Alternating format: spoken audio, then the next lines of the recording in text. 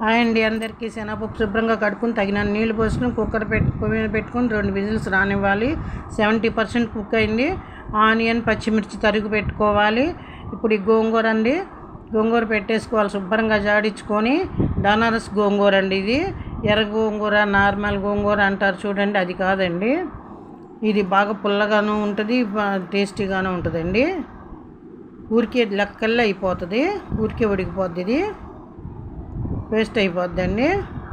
ఇప్పుడు కారం 3 స్పూన్లు పెట్టుకొని కొంచెం అట్లా కొంచెం చింతపండు పెట్టుకోవాలి. మూత పెట్టేసుకొని 2 విజిల్స్ రానివ్వాలండి. ఇప్పుడు మెతుకుని టేస్ట్కి తగినంత ఉప్పు ఇంకా కొంచెం పట్టుద్దండి. ఈ ఉప్పు కూడా ఎక్కువగానే, అన్నీ ఎక్కువగా పడతాయండి గోంగూరలో. ఇప్పుడు పోపు దినుసులు వేసుకొని 2 స్పూన్లు ఆయిల్ వేసుకున్నాను. ఇప్పుడు మా ఎండుమిర్చి, వెల్లుల్లి గర్భాలు 1 పాయి వరకు వేసుకున్నాను ఒలుసుకొని.